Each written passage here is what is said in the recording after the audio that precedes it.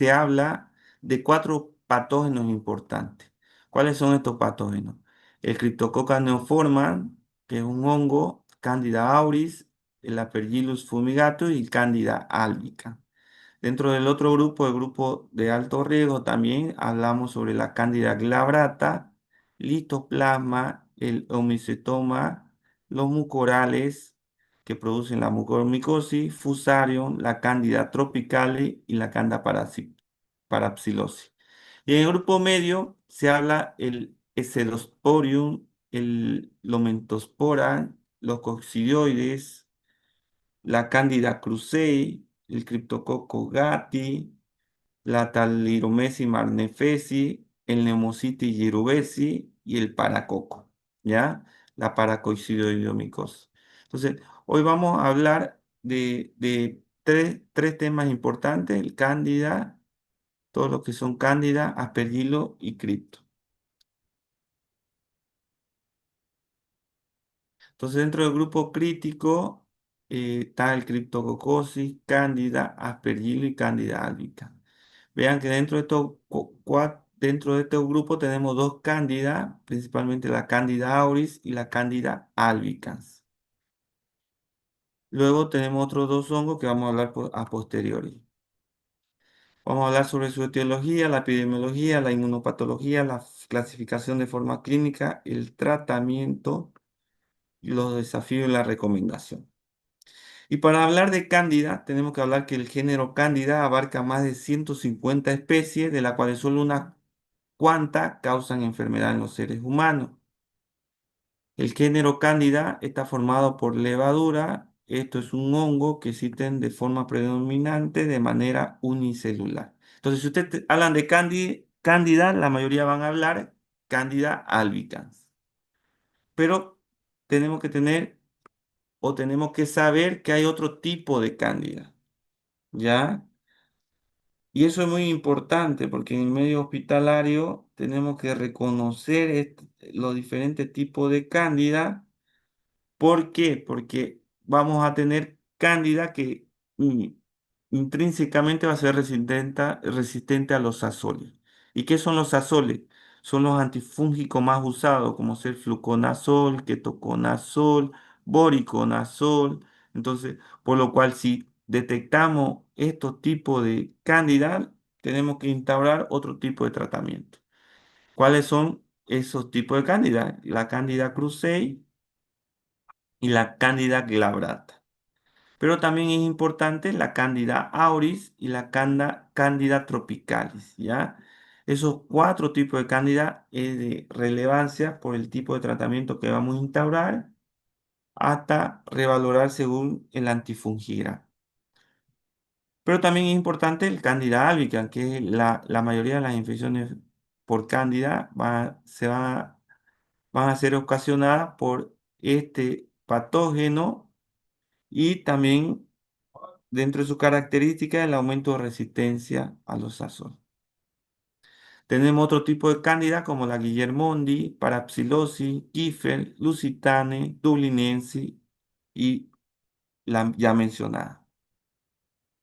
Eh, de am- Hablando de cándida, vamos a hablar que es de amplia distribución, por lo cual está dentro de nuestra flora normal, por lo cual podemos observar que está en el tubo digestivo, incluido boca y bucofaringe. También se puede localizar en aparato genital femenino y en piel. Por lo cual, al tener una alteración de la flora, estos patógenos pueden provocar de manera oportunista algún tipo de infección. Un ejemplo claro es que cuando tomamos antibióticos, generalmente algunas personas van a desarrollar infecciones fúngicas como ser vulvovaginitis, va a provocar micosis de piel, por lo cual vamos a tener que instaurar tratamiento antimicótico. Eso se debe a que está distribuido dentro de la flora y de manera oportunista puede provocar enfermedad. ¿Y qué es la cándida? La cándida es una levadura pequeña, ovoide, de paredes delgadas, que mide entre 4 a 6 microgramos y se reproduce por gemación.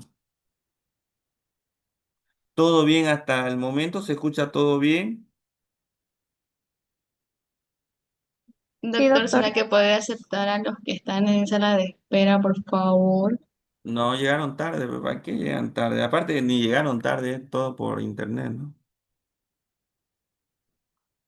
Oye, ¿y nadie de ustedes pueden aceptarlo? Pues tengo que salirme de acá.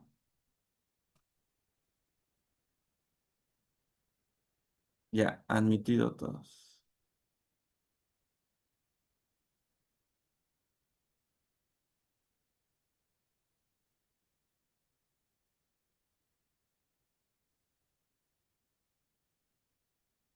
Ya, volvemos. Entonces, ¿qué más vamos a hablar de la cándida? Eh, entonces, dentro de estos microorganismos tenemos que tomar en cuenta que tiene tres formas en los tejidos, de la manera blastófora, pseudohifa y hif, ¿no?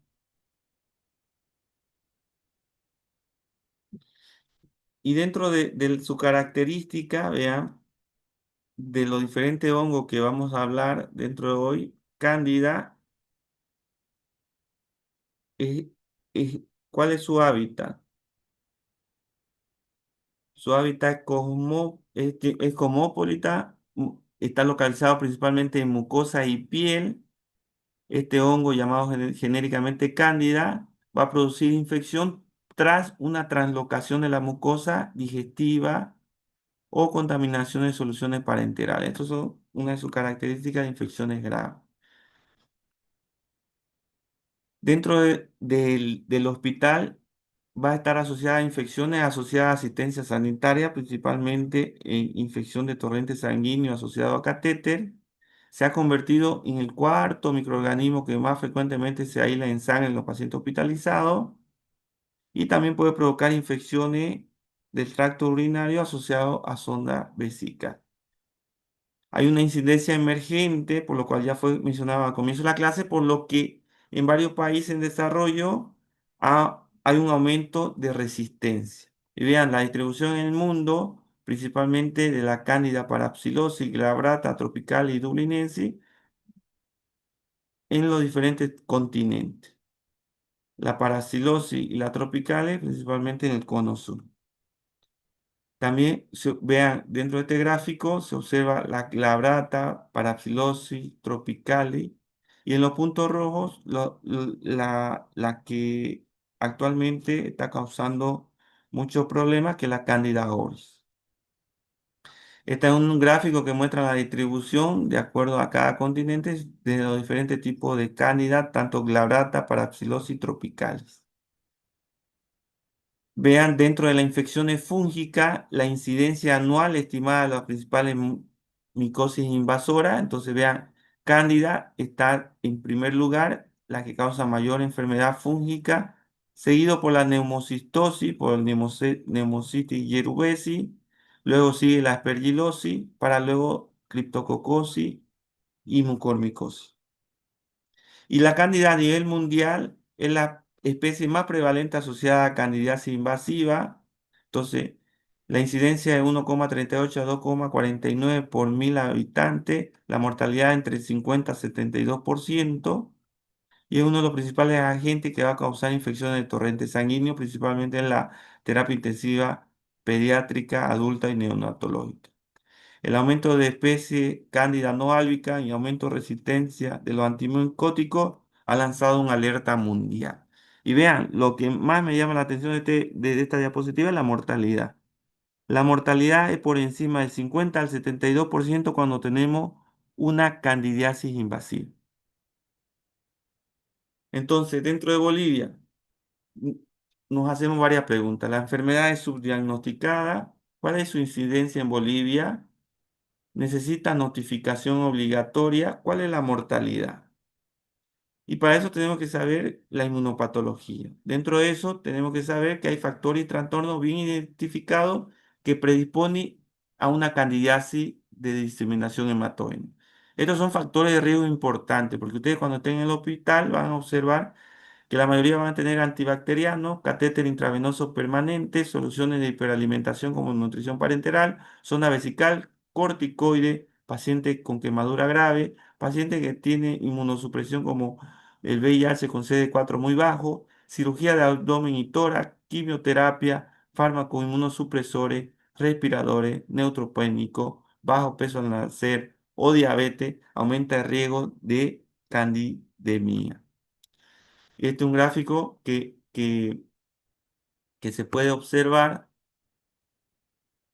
en el que se observa cómo primero por una fuente exógena o una fuente endógena vamos a tener una colonización en la piel o en la mucosa y por una microinvasión vamos a producir una diseminación y una candidemia.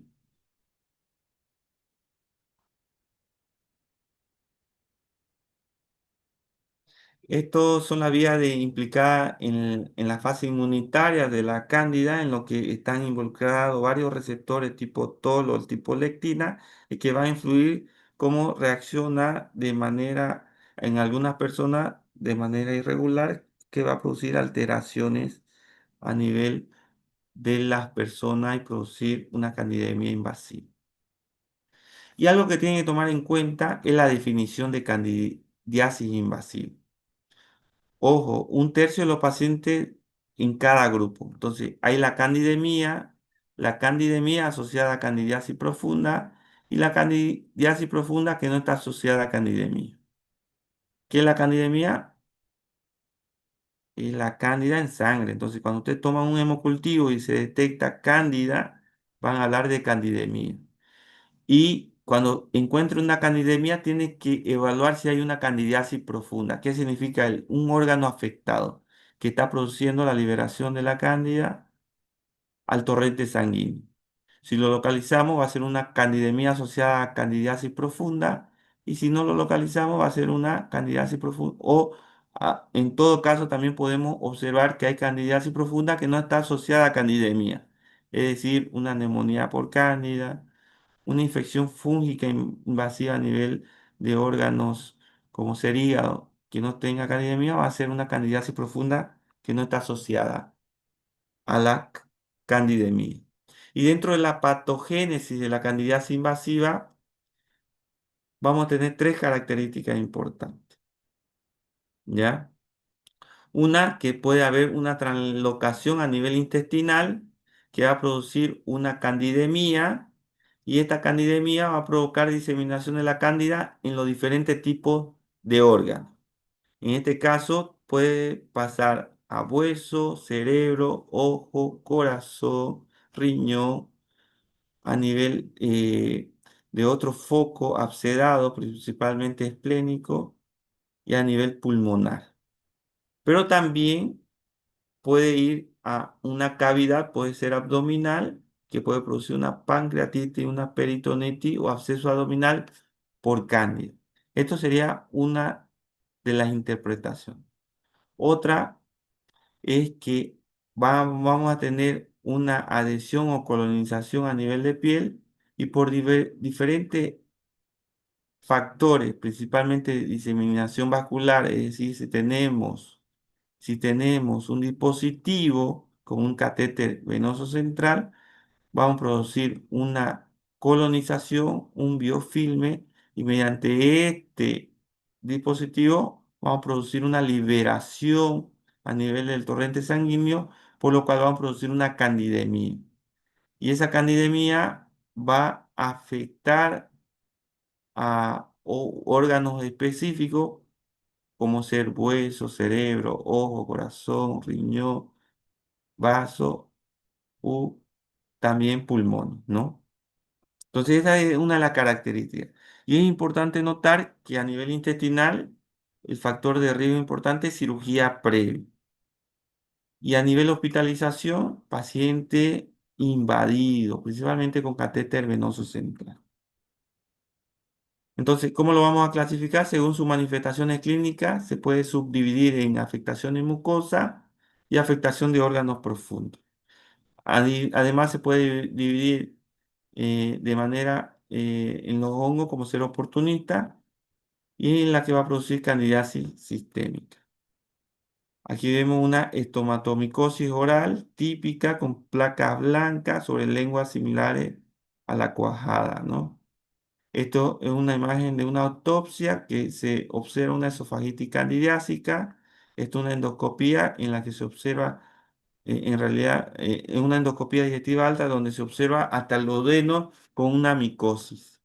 Se ve una vaginitis candidiásica, una candidiasis cutánea generalizada en un neonato, una erosión interdigital blastomicética por cándida a nivel de extremidades, lesiones macronodulares de candidiasis diseminada, una foliculitis candidiásica grave de barba en paciente inmunodeprimido, una paroniquia o onicomicosis candidiásica, una dermatitis del pañal grave producida por cándida. Esto tenemos un granuloma candidiásico en paciente inmunodeprimido neutropénico, paciente candidiasis perianal, serían algunas de sus formas. ¿Y cómo vamos a hacer el diagnóstico? El diagnóstico lo podemos hacer mediante antígeno, o sea, observamos el beta de glucano, serológico, muy poco eh, práctico. Hay algunas pruebas serológicas, no se usan generalmente por su baja sensibilidad y especificidad. Imagen no se utiliza mucho. Cultivos sí, los cultivos micológicos es muy importante para hacer diagnóstico. Y algo importante en el cultivo micológico es el tiempo de crecimiento. Entonces, siempre cuando tengamos sospecha, tenemos que hablar con nuestro microbiólogo y determinar un mayor tiempo de crecimiento de 5 a 7 días. También tenemos a nivel molecular estudios por PCR para el diagnóstico y al nivel citopatología o mediante anatomía patológica, el diagnóstico se puede observar por visualización directa. Por mediante patología vamos a observar de manera directa y mediante algunas tinciones especiales en algunos tejidos la micosis. Y eso es muy importante porque cuando hablamos de micosis o de cándida a nivel pulmonar, el diagnóstico se hace por biopsia. Entonces, el aspecto más difícil para el diagnóstico en patología se establece con el aislamiento de cándida y tomar en cuenta que el aislamiento de cándida en esputo, orina o catéteres peritoneales puede indicar colonización y no infección, por lo cual el estudio anatomopatológico es importante en estas enfermedades porque va a ayudar para hacer un diagnóstico anatomopatológico, ¿no? Antígenos y anticuerpos, pese a las amplias investigaciones que se están haciendo, no es tan importante, pero sí algo importante son los scores para infecciones. Esto en pacientes hospitalizados graves, principalmente en unidades de terapia intensiva, unidades de cuidado intermedio, en la cual debemos hacer un score para evaluar el riesgo de infección por cándida. Tenemos el Colonization Index, Candida Score, que es el más utilizado, y otro tipo de score en que el aumento de puntaje de un paciente nos ayuda a instaurar rápidamente un tratamiento precoz hasta que salga nuestro cultivo, ¿no? ¿Y qué cultivo? Como ya fue mencionado, los cultivos tardan, ¿no? Entre 5 a 7 días. El tratamiento, entonces el tratamiento va instaurado dependiendo del tipo de infección. Infección hemococutánea, entonces podemos dejar de manera tópica los antifúngicos, como ser a nivel cutáneo, nistatina tópica, a nivel de vulvovaginitis, podemos colocar una fluconazol oral de dosis única o lo de nistatina. En candidiasis bucofaringio, podemos iniciar nistatina o fluconazol.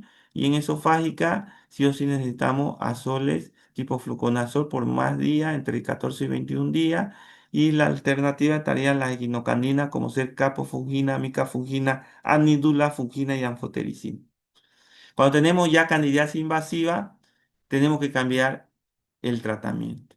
Y vea que dentro del tratamiento de candidiasis invasiva tenemos la anfotericina B, los compuestos azólicos y la quinocandina. La anfotericina B tenemos tres tipos de anfotericina B. La de exocicolato, que es bien nefrotóxico, la liposomal y el complejo lipídico y de dispersión coloidal.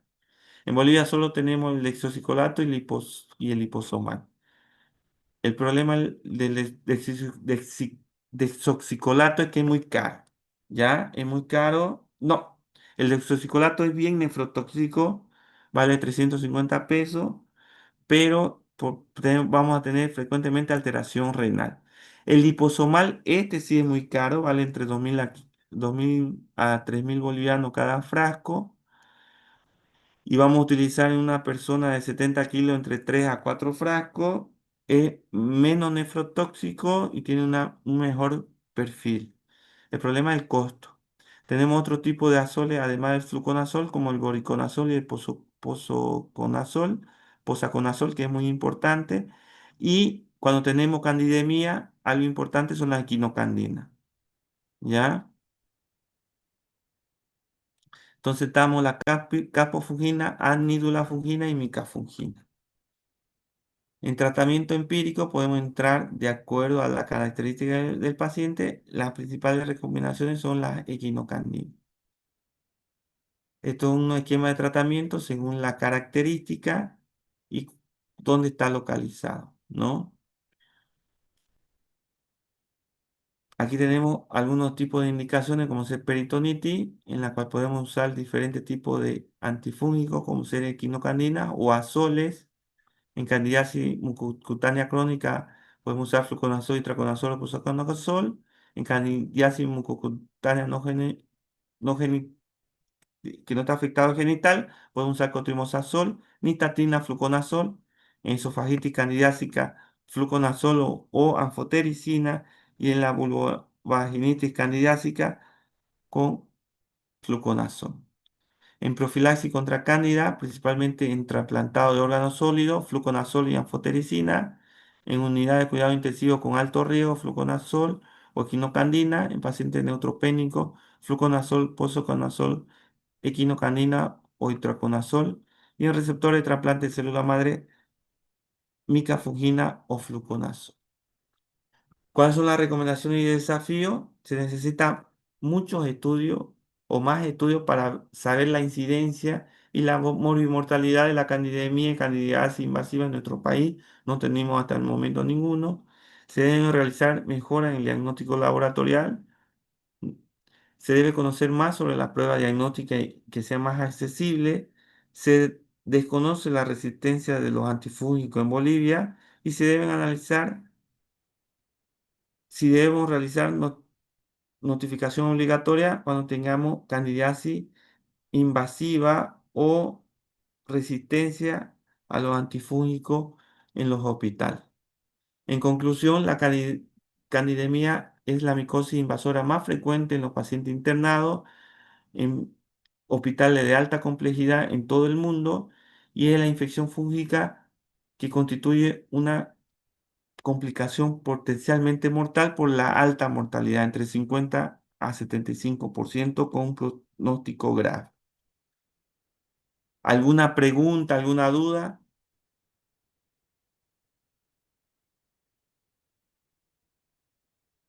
Disculpe, doctor, sobre el parcial. Ya eso lo vamos a hablar terminando el tema, todavía falta. ¿Alguien puede crear el otro grupo, en el Zoom? ¿Pueden crear otro Zoom hasta antes que se acabe? Creo que se va a acabar pronto.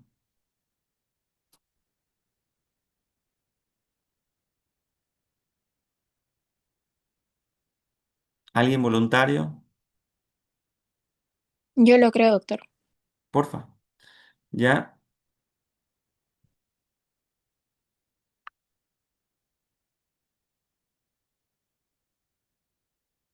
Ya, hasta que lo creen. A ver, sobre el examen, yo tenía planificado darlo el segundo parcial, el 24, creo que es muy pronto para ustedes, sería el 31, 24-31 sería la fecha, viernes. ¿No tienen ningún examen programado?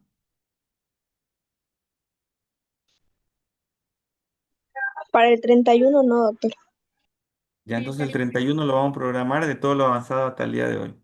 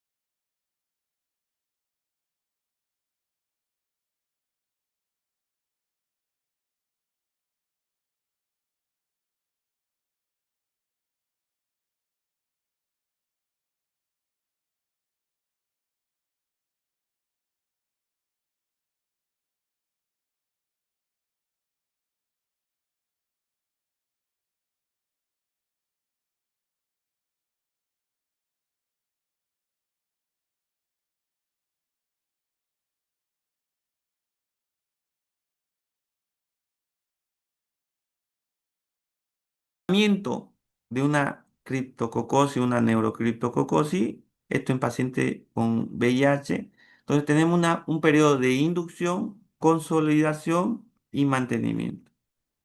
Entonces, en la terapia de inducción vamos a utilizar anfotericina B más flucitocina o más fluconazol. Esto puede durar entre 1 a 2 semanas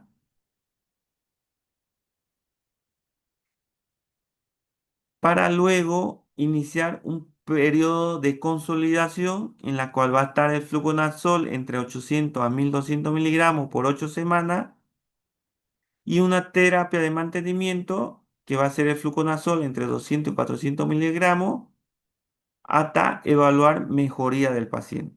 ¿Qué quiere decir? Que vamos a tener para el tratamiento de una infección por cripto grave o neurocripto un periodo de inducción, consolidación y mantenimiento, en la cual la inducción podemos usar la anfotericina B más flucitocina o la anfotericina B más fluconazol, y en la consolidación usamos fluconazol dosis alta y la de mantenimiento fluconazol con dosis más baja. Dentro de desafío de recomendación se necesitan muchos estudios para ver la incidencia y mortalidad en nuestro país sobre los cripto, valorar las regiones más afectadas, debemos conocer un poco más sobre las pruebas diagnósticas, cuáles son los más accesibles como el flujo lateral o lateral flow. Tenemos que conocer la resistencia a los antifúngicos principalmente en los criptococos.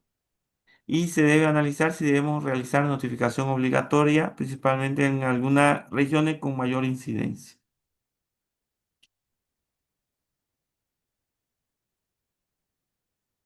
Perfecto. ¿Alguna pregunta, alguna duda?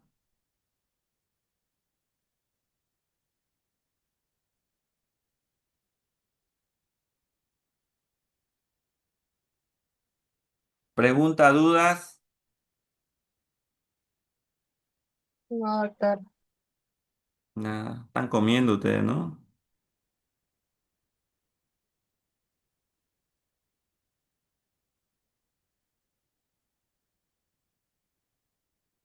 ¿Todo bien entonces? Sí, Para doctor. terminar, vamos a hablar de aspergilosis, ¿ya?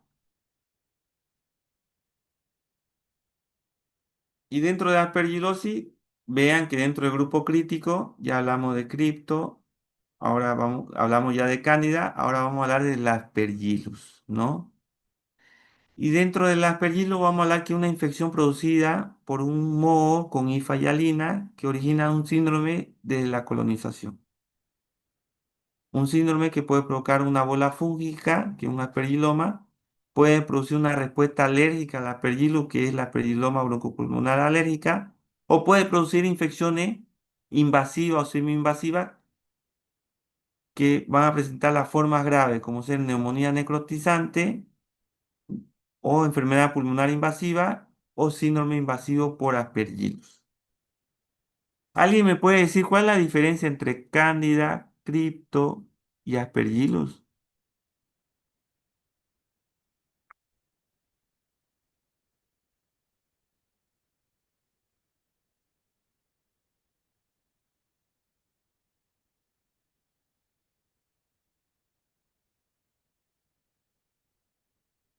¿Nadie?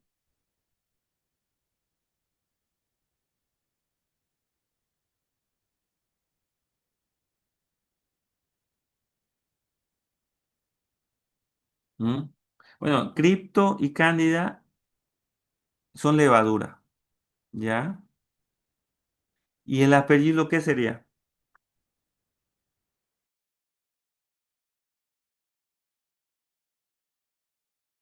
Uno.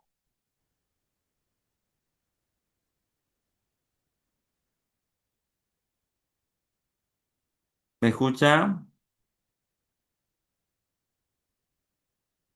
¿Me escucha? Sí, doctor. ¿Y por qué no Eh, responde? le habían Sí, dicho doctor. que humo. Ya, son filamentosos, ¿no? Entonces, tenemos tres tipos de hongos. Uno que son levaduriformes, que solo son levaduras, como ser cándida, cripto.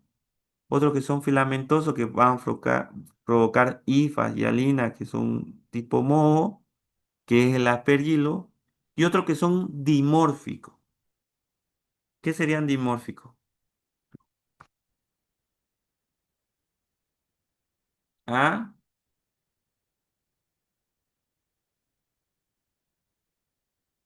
¿Qué serían dimórficos? Entonces son Que hongos presenta dos que morfologías. dos formas, dimórficos, dos formas. Entonces va a presentar la forma filamentosa y la forma de levadura, ¿ya?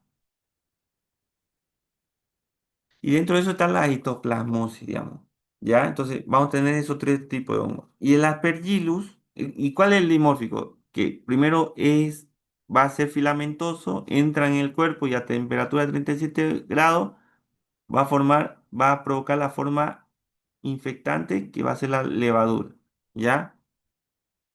Eso sería la clasificación de hongo. En caso de Aspergillus, es filamentoso, solo forman hif, ¿ya? Hay 18 grupos, 250 especies y 18 variedades. ¿Dónde se encuentra? En toda la naturaleza. Es normal. Se encuentra en el suelo, en el agua, en el aire. Puede colonizar la vía respiratoria en forma de hifa y hielo. Pero hay cuatro especies importantes. Y, y tienen que saberlo, ¿no? Dentro de esas cuatro importantes está el Aspergillus fumigatus, Aspergillus flavus, Aspergillus tertius y Aspergillus niger. Aquí están diferentes formas de los diferentes aspergillus, ¿no? Cada uno con su característica a nivel de infecciones clínicas, su colonia, la microscopía y su característica. ¿Cuál es la incidencia de infección más alta que va a producir el aspergillus? Va principalmente en trasplantado de células madre hematopoyética o trasplantado de órganos.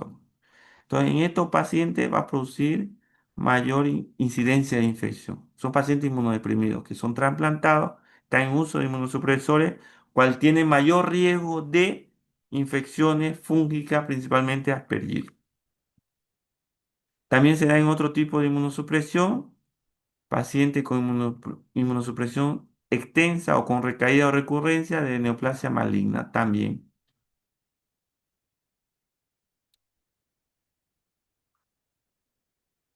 ¿Y cuál es la inmunopatología?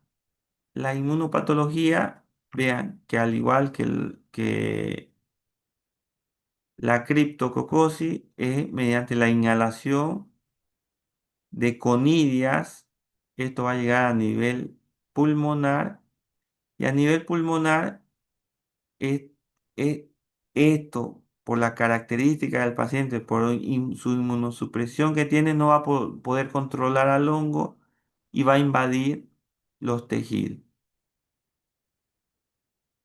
Entonces, dentro de la patogenia de la aspergilosis invasiva va a ser la liberación de conidia en la naturaleza, que se encuentra en todo lado, va a provocar la inhalación.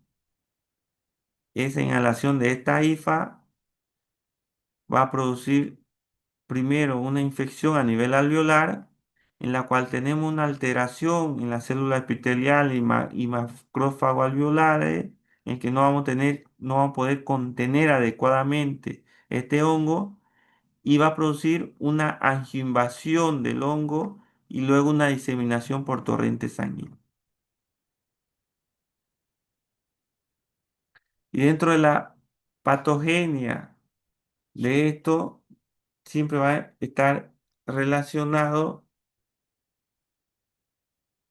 la alteración del sistema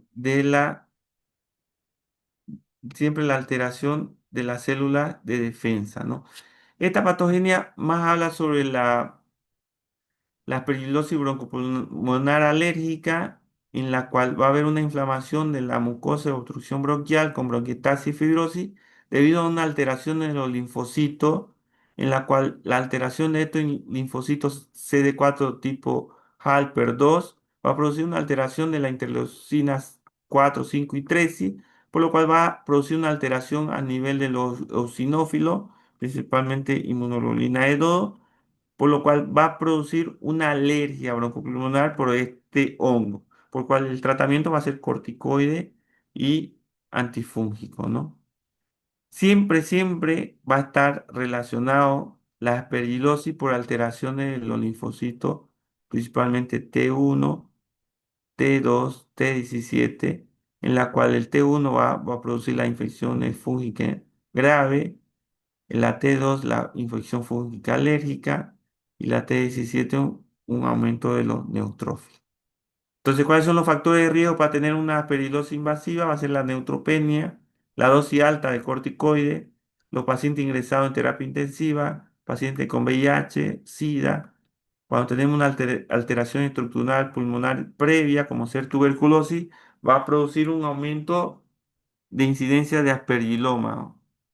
Las condiciones o drogas que comprometen la inmunidad celular, como ser inmunosupresores, quimio- quimioterapia, que va a producir alteración a nivel de de la inmunidad en los pacientes oncohematológicos, son factores de riesgo.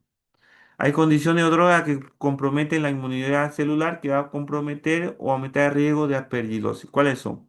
Quimioterapéuticos, radioterapia, antifactores de necrosis tumoral, el alemtuzumab, las leucemias agudas, los síndromes mielodispláticos y los trasplantados son factores o condiciones de riesgo para aspergilosis. Dentro de la clasificación y de la forma clínica hay una gama grande de aspergilos, pero vamos a hacer un resumen. Entonces, si usted está hablando de aspergilo, vamos a hablar de agudo y crónico. De agudo vamos a hablar de una aspergilosis aguda invasiva, que puede ser aspergilosis pulmonar invasiva, puede ser una aspergilosis aguda extrapulmonar o puede ser una aspergilosis aguda diseminada. Y cuando hablamos de crónico, vamos a hacer una aspergilosis crónica, principalmente a nivel pulmonar. Y también tenemos una aspergilosis alérgica, que es la aspergilosis broncopulmonar alérgica. Y dentro de esas tres categorías ya mencionadas, vean, hay un sinnúmero de formas en que va a provocar enfermedad. Dentro de eso de la invasiva va a provocar a nivel pulmonar empiema, una traqueobronquitis, a nivel de extrapulmonar, sinusitis, rinitis, a nivel cerebral va a provocar infección a nivel de cerebro, endoftalmitis, osteomielitis, absceso epidural, aspergilosis cardíaca, miocarditis, endocarditis, pericarditis, aspergilosis gastrointestinal, renal, cutánea o diseminada. Ojo, que eso principalmente pacientes inmunodeprimidos. En realidad, en solo pacientes inmunodeprimidos. Y aspergilosis crónica, vamos principalmente en aspergilosis necrotizante pulmonar crónica y también en aspergilosis cavitaria. Esto en pacientes con antecedentes de tuberculosis. Y también aspergilosis otomicócica. Y la alérgica es la ya mencionada. Dentro de la característica radiológica, algo que van a encontrar frecuentemente es la aspergiloma. ¿Qué es el aspergiloma? Un paciente con antecedentes de tuberculosis trató, curó y hay una caverna que dejó en ápice pulmonar.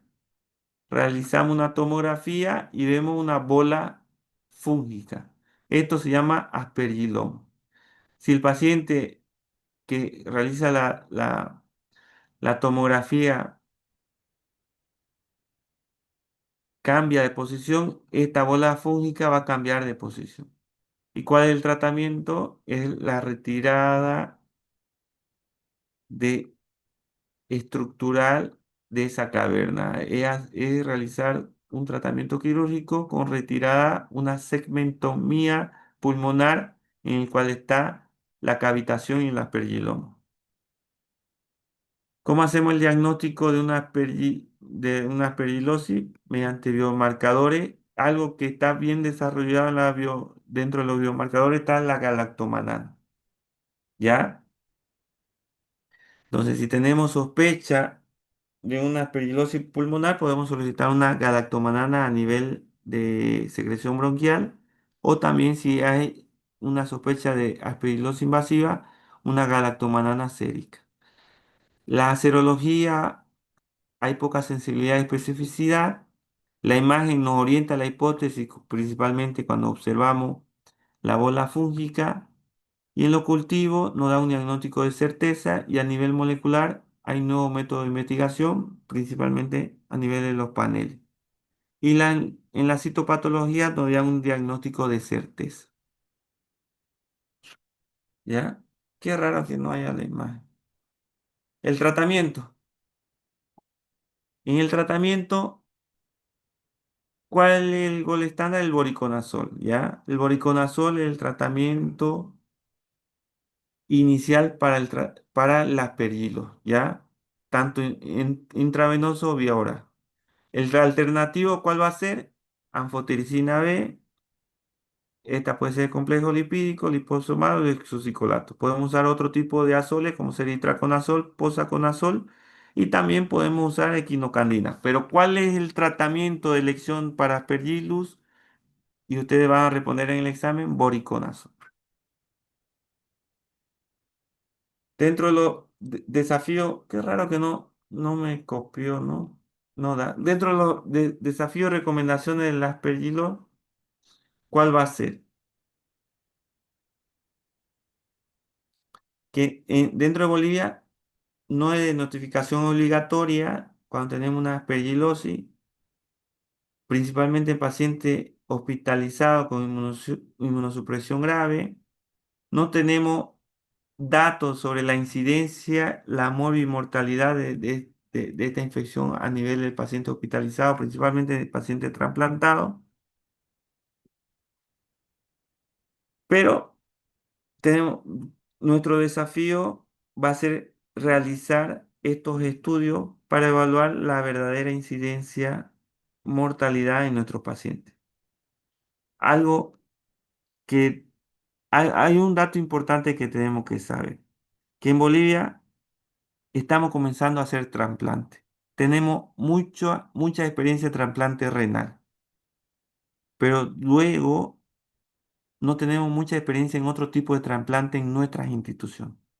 ¿Qué quiere decir? Que en el futuro próximo, cuando tengamos una mayor inversión en salud, vamos a tener un aumento de trasplante, principalmente trasplante hematológico y de órganos sólidos como ser hígado, corazón, pulmón, por lo cual nuestro desafío va a ser observar cuál es la incidencia en estos pacientes de aspergilosis. Pero tenemos experiencia en pacientes que tienen aspergilosis en uso de inmunosupresor, principalmente en pacientes reumatológicos. ¿Alguna duda, alguna pregunta?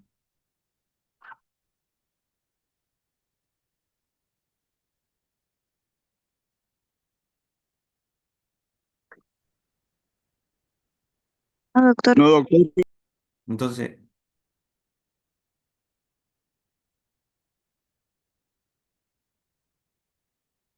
¿qué más? ¿Dudas, preguntas? ¿Ustedes saben si va a permanecer en esta modalidad virtual para la próxima semana? No, doctor, no. Es solo hasta el lunes que yo sepa. Hasta el lunes. Hasta el lunes, doctor.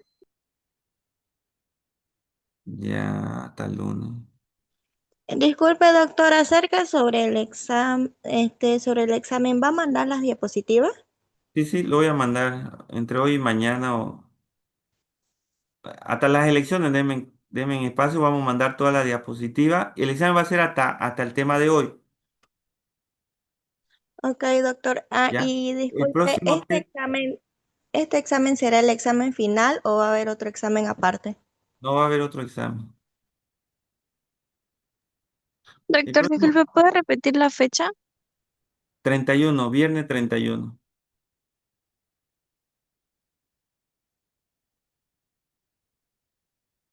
El 24 vamos a pasar a otro tema, pero ese tema no va a estar dentro del tema de examen para el segundo parcial, ¿ya?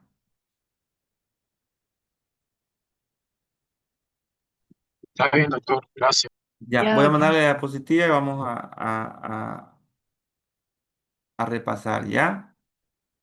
Bueno, buen descanso, buenas noches, saludos a todos. Hasta luego, doctor. Se Hasta cuida. Hasta luego, luego, doctor. doctor. Gracias.